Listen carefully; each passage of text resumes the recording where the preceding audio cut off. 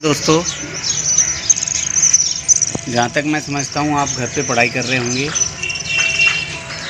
और आशा करता हूँ कि आप सुरक्षित होंगे, खुद भी स्वस्थ रहें, घर वालों को भी स्वस्थ रखें। थोड़ा सा ये देखने में आया कि जब से लॉकडाउन हुआ है, हमारा जो कोचिंग संस्थान है सिविल सर्विस मार्गदर्शिका, वहाँ जो है बच्चों को थोड़ा सा ये सुनने में भी आ रहा है और हमने भी कई लोगों से इंटरेक्ट किया है कि थोड़ी सी जो अपनी पढ़ाई की जो ग्रिप है वो कमज़ोर हो गई है, या हम लोग जो है कम पढ़ने लगे हैं। ये नेचुरल है। देखिए, ये चीज़ सबके साथ हो रही है, सारी चीज़ नेचुरल है। एनेक्जिटी हो रही है, थोड़ा सा लोगों को ये लग रहा है कि वाह, या लोगों को ये लग रहा है कि क्या हो रहा है। और एक साइकोलॉजिकल इफ़ेक्ट भी होता है कि जैसे पहले हम कोचिंग जाते थे, लाइब्रेरी में पढ़ते थे, तो लाइब्रेरी में क्या होता था कि भाई 4 लड़के और पढ़ रहे हैं तो उनके साथ में पढ़ाई होती थी। लेकिन तो हमको देखिए, इस वक्त ज़रूरत है कि सारे लोग, जितने भी लोग इस कोचिंग से जुड़े हुए हैं, ठीक है, एक चीज़ को अच्छी तरह समझ लें। वक्त की सबसे अच्छी आदत ये है, ये आप भी जानते हो कि वक्त बदलता है। आज अच्छा टाइम नहीं है, लेकिन ये टाइम भी पास हो जाएगा, राइट। तो हमको क्या करना है कि हमें अपनी स्टडी की जो कंसिस्टेंसी है वो नहीं तोड़नी है, ठीक है।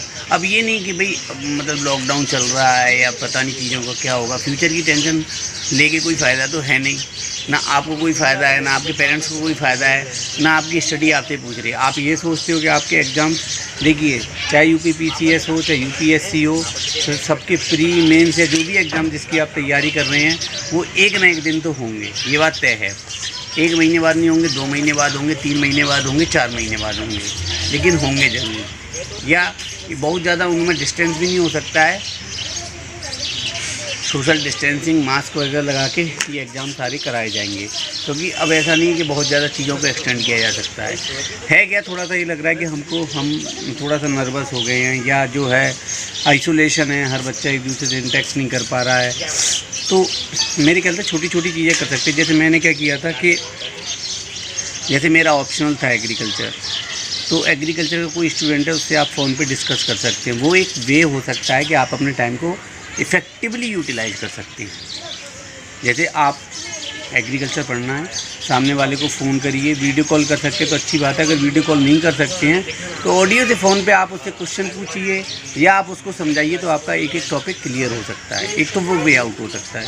दूसरा ये तरीका भी हो सकता है कि आप जो है, जैसे आपने करंट अफेयर पढ़ा, तो करंट अफेयर को, या आपका 2-3 लोगों का ग्रुप है, दोनों फ़ोन उठाइए, आपस में फ़ोन पे बात करिए, और 3-4 लड़के जो है या लड़कियां जो है उसको फ़ोन पे डिस्कस कर सकते हैं।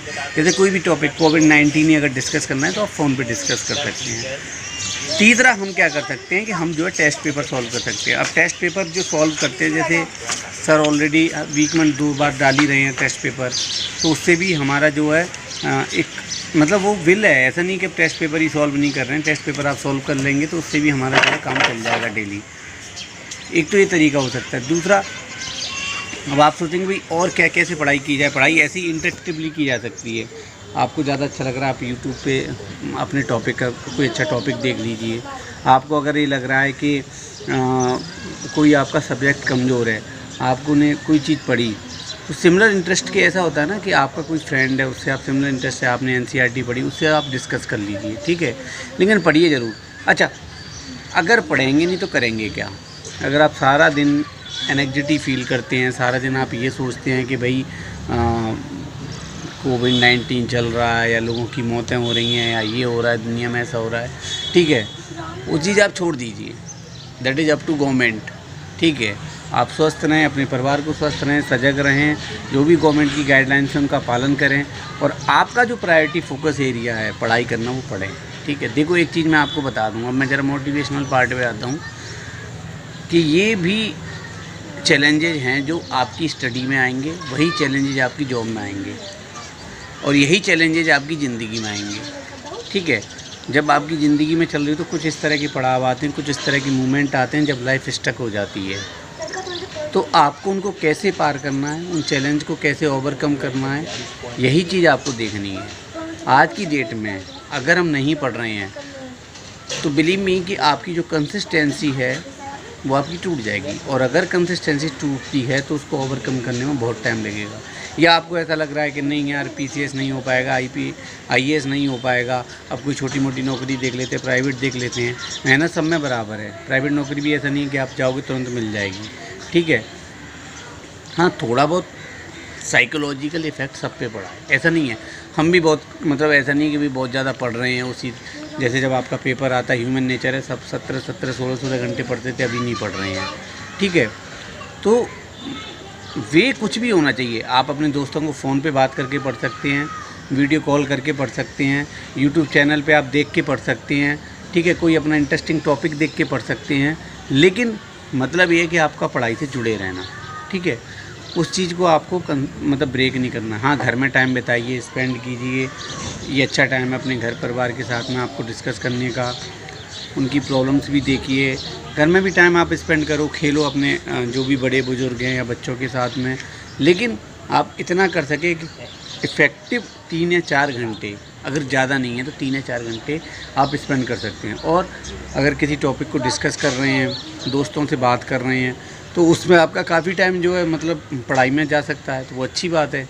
जैसे आपने मान लीजिए जीएस का पूर्वावलोकन उठा लिया, तो पूर्वावलोकन में अगर आप हिस्ट्री, मॉडर्न हिस्ट्री को डिस्कस करना चाहते हैं तो उसको डिस्कस करिए, और उसको तब तक डिस्कस करिए जब कि आपके 1 या 2 चैप्टर नहीं हो जाएँ। जैसे 2 घंटे आपने हिस्ट्री डिस्कस कर ली, 2 घंटे आपने पॉलिटी डिस्कस कर ली, उस तरह से आपका टाइम यूटिलाइज हो जाएगा, राइट, ठीक है। एक चीज़ मैं आपको बता देता हूँ, ये हमेशा ध्यान रखना, ये रेस यूपीएससी की या यूपीपीसीएस की ऐसी नहीं है कि जिसमें आपको बहुत ज़्यादा आपको अव्वल आना है। आप ये मत सोचिए कि आपको टॉपर बनना है, ठीक है। आप ये मत सोचिए कि आपको बिल्कुल ही आप पीछे रह जाओगे। कोई भी स्टूडेंट इसको क्वालिफाई कर सकता है, कोई कम नहीं है। बस ये जो लाइफ के मोमेंट्स आते हैं, इस तरह की जो चीज़ें होती हैं, उनमें आप अपने आप को किस तरह शो करते हो उस चीज़ पे डिपेंड करता है।